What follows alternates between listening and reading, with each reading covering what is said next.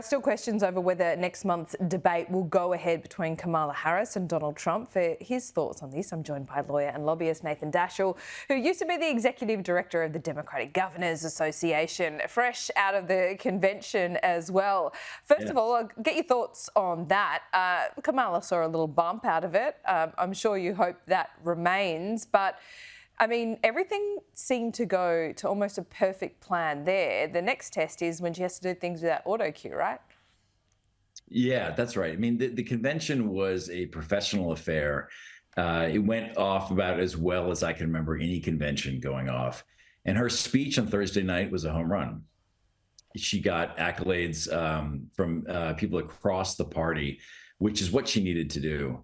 But yeah, the real test is after Labor Day. After Labor Day is when people start to really pay attention to U.S. politics, and that's when candidates will really be put to the test.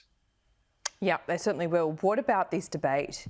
I mean, Donald Trump kind of has a point here, but Kamala Harris and the Democrat team, I think, are successfully trolling him, saying, no, leave the mics open, like almost tempting Trump to interrupt her and continue with his intemperate remarks. But he has a point because the rules are the rules, and it would be a rule change from the first debate, wouldn't it?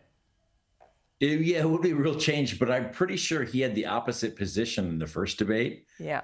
Which is what makes it more ironic. But look, this debate is going to happen because both of them both need it. So Harris needs to still prove herself to the voters, and she should still prove that she can stand up and share a stage with Donald Trump. Trump, at the same time, he needs to reset this race. He's been hemorrhaging voters in support over the last few weeks, so he needs a dramatic reset. So I think this debate will happen because they both need it to happen, which is a unique circumstance. Yeah, and I think from the first debate, Nathan, I don't think Donald Trump was given enough credit for actually performing pretty well there. It was overshadowed by Joe Biden's poor performance, but I think Trump won that debate, not just because Joe Biden was so bad, but he was kind of coherent and was formulating a bit of a narrative there.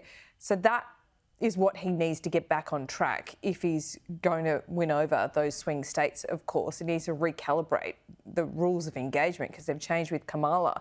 I want to ask you about RFK Jr. What's going on there? Is that going to help Trump at all? Does that change things? I don't think it really makes a difference. I mean, think if you were an RFK supporter and you have been for a while, it's because you didn't like Biden or Trump. After Harris got in the race, if you're still an RFK supporter, it means you don't like Harris either, but you still don't like Trump. And most of them, they didn't really form a bona fide connection with RFK Jr. They were looking for a place to go when they didn't like their two major options.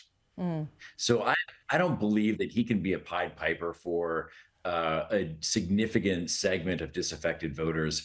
I think most likely his voters that he lost when he went down from like 13% to about 5%, most of those settled into a Trump or Harris camp. And the 5% that remain, when he gets out of the race, I think most of them sadly won't vote. All right, let's quickly look at the swing states. We're talking about Pennsylvania, Wisconsin, Michigan, Nevada, Arizona, Georgia. I've missed one there, haven't I? You can fill me in, Nathan. But yeah, at this point, there's six. I don't know. You mentioned you seem like you had them all. Yeah, well, that was 6. There are a couple of others, maybe 6. North Carolina. I don't know. Of those 6. Where is Kamala most confident looking at the published polls? The state by states. I don't care about the popular vote. Where do you think she's most likely to win at this point? State by state, it's in what we call the Rust Belt, which is what Biden called the blue wall. And that's Pennsylvania, Michigan, Wisconsin. Yeah. She's strongest there. If you look at the polling averages now on like 538.com, she maintains about a 2 to 3 point lead in each of those states. She's about tied in Nevada, leading in Arizona, and down by a point or so in Georgia. Okay. Her strongest path to 270 is that Rust Belt, the Pennsylvania, Michigan, Wisconsin. But she's competitive now where she could possibly make a play for Arizona and Nevada. And I'll point out, she and Walz are in Georgia right now. So they're spending money there, which indicates that they think they could actually win that state. Interesting. Well, Nathan, it's a pleasure to talk to you as always. We'll check in soon.